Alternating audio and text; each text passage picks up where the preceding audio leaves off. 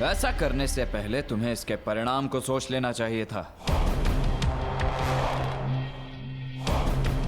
अनेक मनुष्यों ने तुमसे इसी प्रकार निवेदन किया होगा, परंतु तुम दुष्टों ने कभी किसी की याचना सुनी? कौन है ये सब और किस बात की क्षमा मांग रहे हैं? और ये कौन है? हर बार तुम लोगों को एक और अवसर दिया गया, परंतु तुम लोग फिर भी नहीं सुधरे और इसी कुमार्ग पर चलते रहे। परंतु अब समय आ गया है कि तुम्हें तुम्हारे कर्मों का फल भुगतना ही होगा। मैंने तुम्हें साक्ष्य समेत पकड़ा है। अब तुम नहीं बच सकते। नहीं महोदय, ऐसा न करें महोदय, ऐसा न करें, हमें क्षमा कर दीजिए। लूटा हुआ धन हम पुनः स्त्री को लौटा देंगे, पर हमें क्षमा कर दीजिए प्रभु, हमें क्षमा। लूटा हुआ धन लौटा देने मात्र से तुम्हारे पापों का प्रायश्चित नहीं हो जाएगा दुष्टों। सर्वप्रथम उस पीड़ित महिला से क्षमा की भीख मांगो, अन्यथा मृत्यु के लिए तैयार हो जाओ। नहीं नहीं, हम क्षमा मांग लेंगे, हम क्षमा मांग लेंगे।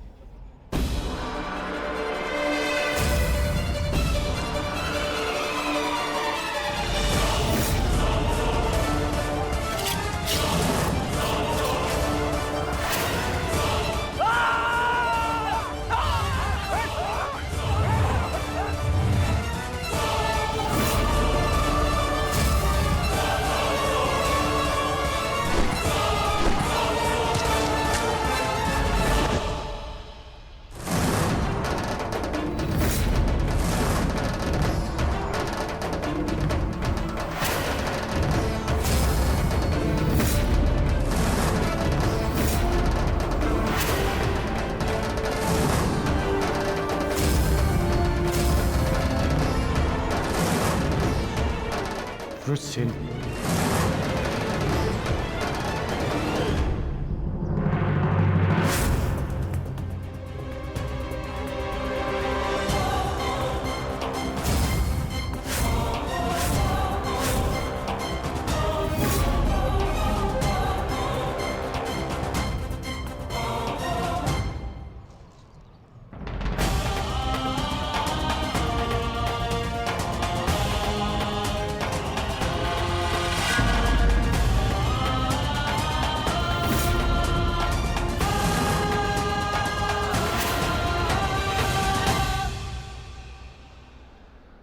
मित्र, उस स्त्री को उसका धन लौटा दो और इन शवों को भी अंतिम संस्कार दे दो। हमारा मंतव्य यहां पूर्ण हुआ। जिनसे मिलना था उनसे मिल चुके, अब न किसी से मिलना शेष है और न किसी को उत्तर देना।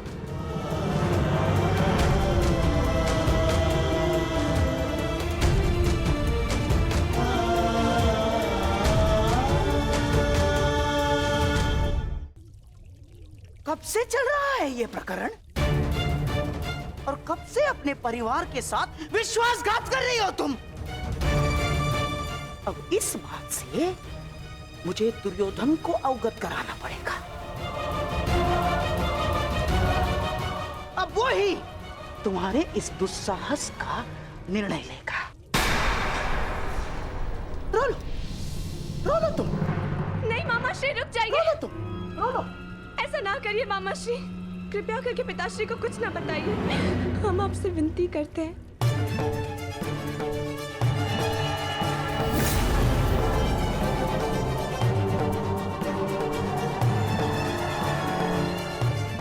हमें क्षमा कर दीजिए मामा श्री, आपका भरोसा तोड़ने के लिए हम क्षमा चाहते। बहुत बड़ी भूल हो गई हमसे। भूल गई थी मैं कि मैं ऐसा संबंध जोड़ने का स्वप्न देख रही जो कभी जुड़ ही नहीं सकता। प्रेम ने मेरी विचार क्षमता नष्ट कर दी। हमें क्षमा कर दीजिए, परंतु कृपया करके पिताश्री को कुछ मत बताइए। उन्हें पता चलेगा तो उनके हृदय को बहुत ठेस पहुंचेगी। उन्हें कुछ मत बताइए।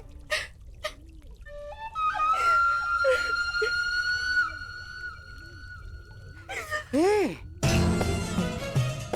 अच्छी ना, तुम आओ आओ, क्या बैठो।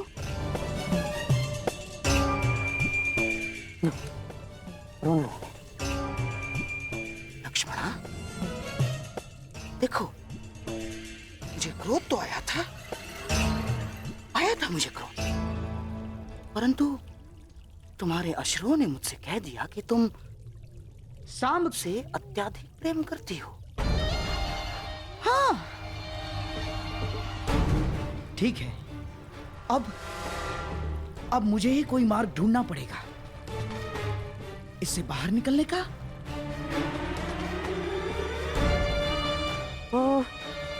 तुम क्या सांब को अभिमन्यु के विवाह में ला सकती हो? बताओ ना, बुला सकती हो तुम? हाँ, परंतु पिताश्री भी वहां होंगे ना? वही तो मैं चाहता हूँ लक्ष्मणा।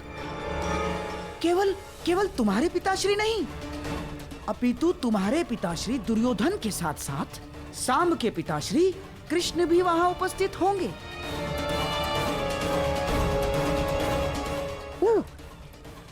अर्थात तुम्हारे विवाह के विषय में कुछ प्रस्ताव उपस्थित करने के लिए दोनों के पिताश्री वहां होना आवश्यक है कि नहीं?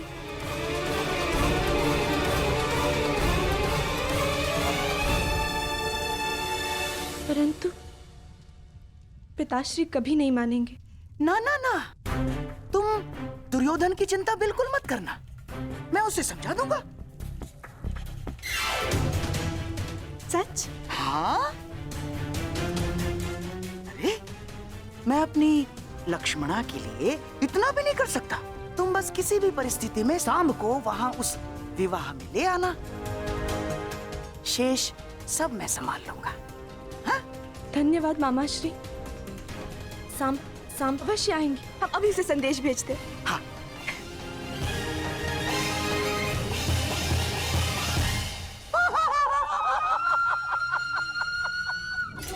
चलिए कृष्ण, अब आएगा आनंद।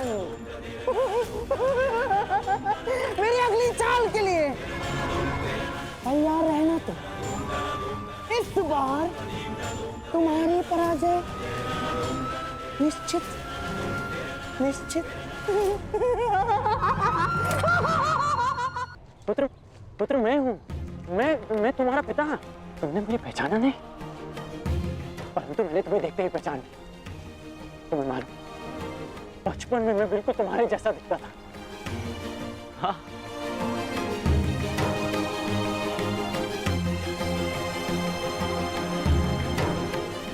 वही मुख, वही शरीर, जैसे मेरा ही प्रतिबिंब हो।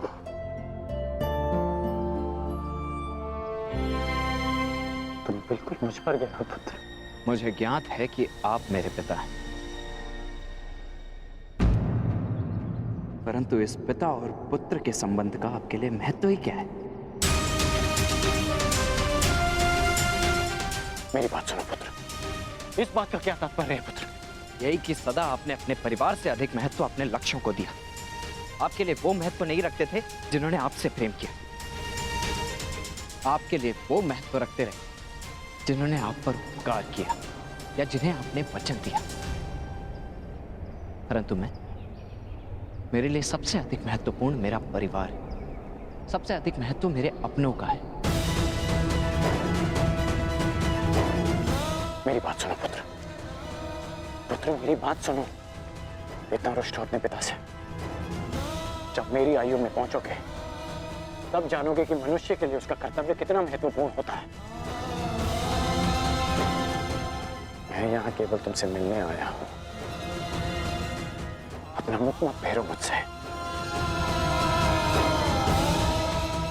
इतने वर्षों पश्चात मैं तुमसे मिल रहा हूं और तुम्हें लगता है इस अवसर का कोई महत्व नहीं मेरे लिए? रुष्सेन, क्या हो गया तुम्हें? तुम मेरी बात सुन क्यों नहीं रहे हो? मुझे तुमसे ये आशा नहीं थी। तो और क्या आशा थी मुझसे मेरे पूज्य पिताश्री कि कैसा व्यवहार करूंगा? वैसा ही व्यवहार करूंगा जैसा वो पुत्र करते हैं जिनके पिता उनसे वर्षों के पश्चात मिलते। आपका स्वागत करूंगा, आपको आलिंगनबद्ध करके अश्रु बहाऊंगा। आपने कभी सोचा है कि वर्षों के पश्चात जब आप अपने परिवार के पास लौटोगे तो सब आपकी व्याकुलता से प्रतीक्षा कर रहे होंगे? कदाचित शेष ने ऐसा किया हो, परंतु मैं भिन्न हूं। आपकी भांति मैं अपने परिवार को उनके हाल पर नहीं छोड़ सकता। मेरे लिए सबसे अधिक महत्व मेरे परिवार का है। मेरे लिए भी, मेरे लिए भी, परंतु मेरे लिए मेरा धर्म, मेरा कर्म, मेरा कर्तव्य भी उतना ही महत्वपूर्ण है।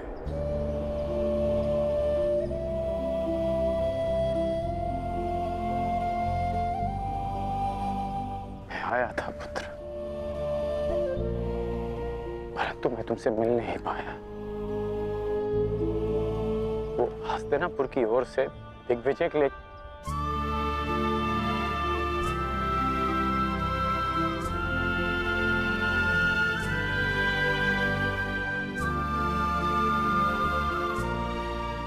अच्छा तुम ही बता,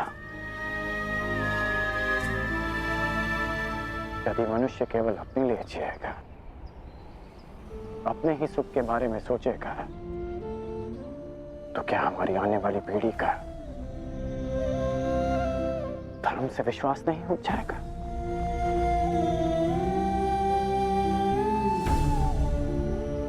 हमें समाज के उज्जवल भविष्य के बारे में सोचने का कोई अधिकार नहीं जब तक हम अपने पारिवारिक समस्याओं से ऊपर उठकर समाज के बारे में ना सोचें, समाज के लिए अपना धर्म पूर्ण ना करें।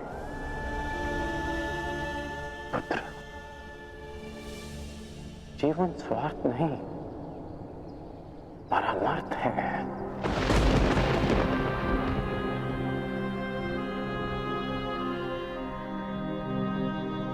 मैंने जो कुछ भी किया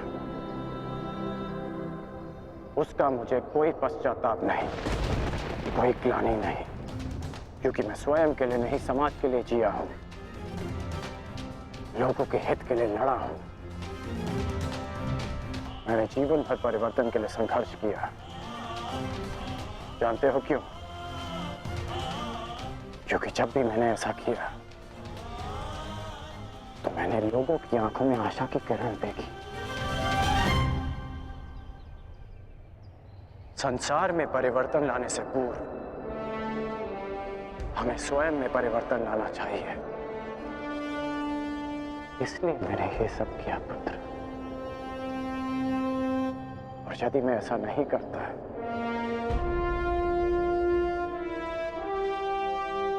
तो तुम आज एक सूत पुत्र होकर हाथ में शस्त्र नहीं उठा पाते।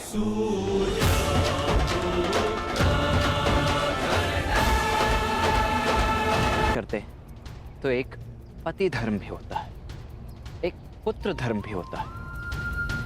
यदि कर्तव्य की बात करते हैं ना, तो अपने परिवार और पुत्र के लिए भी मनुष्य का कर्तव्य होता है। और यदि समाज की बात करते हैं तो ये मत भूलिए कि समाज परिवारों से मिलकर बनता है। आप जिसे परमार्थ कह रहे हैं वो आपका परम स्वार्थ है, और कदाचित मेरा स्वार्थ मेरा परमार्थ। आप अपना धर्म निभाइए और मैं अपने संबंध निभाता हूं।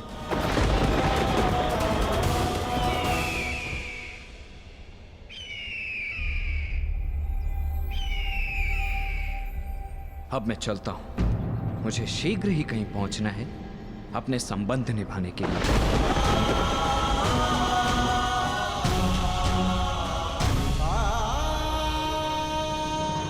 नहीं मामाश्री, मैं कह चुका हूं, लक्ष्मणा विराटनगर नहीं जाएगी, बस। अपनी शत्रुता के कारण अपनी बच्ची का मन तोड़ना कहाँ का न्याय है दुर्योधन? हमारी बच्ची लक्ष्मणा को हमारे साथ ले जाना उचित होगा दुर्योधन। अरे कदाचित आप भूल रहे हैं मामाश्री कि विराटनगर हमारा मित्र नहीं शत्रु राज्य है। कोई अनहोनी हो गई तो, युद्ध छिड़ गया तो। मैं कुछ नहीं भूला हूं दुर्योधन, परंतु समझो बात को, ये निमंत्रण युद्ध का नहीं, विवाह समारोह का निमंत्रण है। उस अभिमन्यु का विवाह समारोह है। और दुर्योधन, हमारी नई पीढ़ी का पहला विवाह है, उसमें हमारी बच्ची को ले जाना अनुचित नहीं है। अरे मामाश्री क्षमा कीजिए मुझे, परंतु ये मुझे स्वीकार नहीं है। मैं अपनी पुत्री को संकट में नहीं डालूंगा, बस। दुर्योधन देखो, ये मत भूलो कि ये आमंत्रण पांडवों की ओर से आया है, अर्थात पांडव शांति बनाए रखने के लिए कुछ भी कर सकते हैं, कुछ भी, जिससे किसी पर भी कोई भी संकट आए। मामाश्री बस, अब मुझे और कुछ नहीं सुनना है। ठीक है, जैसा तुम उचित समझो। रुकिए मामाश्री, क्या चल रहा है आपके मस्तिष्क में?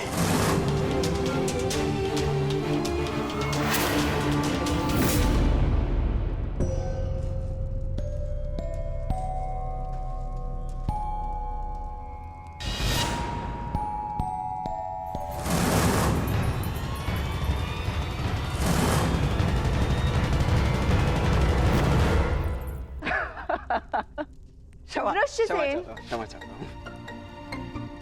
नहीं, मैं क्षमा चाहती हूँ तुम्हें इस प्रकार यहाँ बुलाने के लिए, परंतु बात ही कुछ ऐसी थी। वो, मैं एक विवाह में जा रही हूँ और मैं चाहती हूँ कि शाम भी वहाँ उपस्थित हो और उसे केवल तुम ही वहाँ ला सकते हो, तो तुम्हारी बात अवश्य मानेंगे। अच्छा, तुम्हारे कहने का तात्पर्य है कि वो तुमसे अधिक मेरी बात मानेगा। वृषसेन, ये परिहास का समय नहीं है, मेरी जान पर लगी है। अब मैं स्वयं जाके तो उन्हें वहां से आने को नहीं बोल सकती ना, क्योंकि मैं जानती हूँ कि वो नहीं आएंगे, परंतु इस बार उनका वहां आना अति आवश्यक है। और तुम मेरे मित्र होके ऐसे उपहास कर रहे हो। अरे अरे, ठीक है, यदि इतना ही आवश्यक है तो मैं स्वयं जाकर कुमार साम को लेकर उपस्थित हो जाऊंगा। कहाँ है विवाह? विराटनगर में। वहां तो कुमार अभिमन्यु के विवाह का आयोजन चल रहा है ना, अर्थात तुम उस विवाह में। प्रश्न ये नहीं है कि लक्ष्मणा विराटनगर जाए या ना जाए, प्रश्न ये है कि आप उसे वहां ले जाने का हट क्यों कर रहे हैं? क्यों मामाश्री? ऐसा कुछ नहीं है दुर्योधन।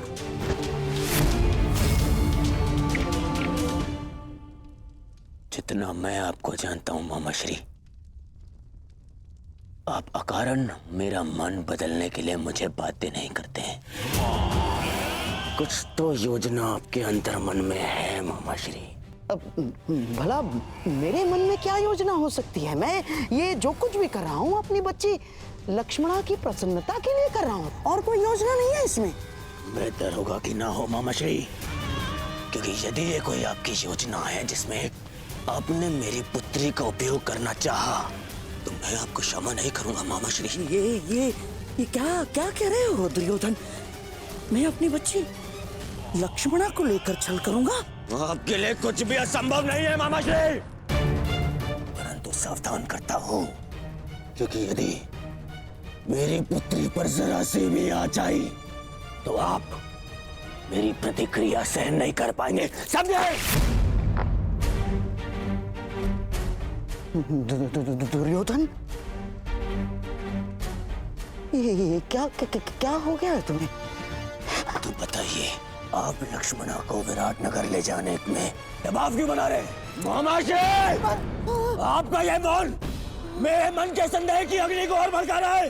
बोलिए, अन्यथा मैं अपना संयम तोड़ बैठूंगा। बोलिए।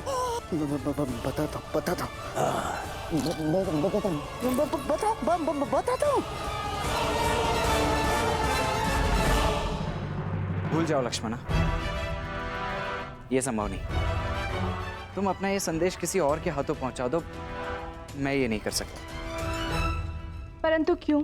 लक्ष्मणा, वहां कौरव और पांडव सभी उपस्थित होंगे और मैं नहीं चाहता कि तुम्हारा सामना तुम्हारे पिता से हो, यही ना? ऋष्यसेन, मैं जानती हूँ कि तुम और सांब अपने पिता के समक्ष नहीं जाना चाहते, परंतु ये मेरे और सांब के जीवन का प्रश्न है। मित्र हो ना, सहायता नहीं करोगे? ऋष्यसेन, मैं तुमसे विनती करती हूँ, केवल एक बार उनसे बात तो करके देखो। वहां कुछ ऐसा होने वाला है जो हमारे जीवन को एक नई दिशा देगा। ठीक है, मैं उससे बात करने का प्रयास करूंगा, परंतु वो मानेगा या नहीं ये मैं नहीं कह सकता। तुम प्रयास तो करके देखो, सब ठीक होगा। मुझे अपने मित्र पे पूरा भरोसा है। लक्ष्मणा के विषय में क्या कहना है आपको? लक्ष्मणा के विषय में नहीं,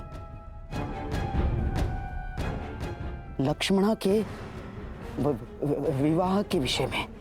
लक्ष्मणा का विवाह? हाँ दुर्योधन, अब तुम मेरी बात ध्यान से सुनना दुर्योधन। अब मैं तुम्हें बताता हूं कि मेरे मस्तिष्क में क्या चल रहा है। हाँ, हाँ, हाँ।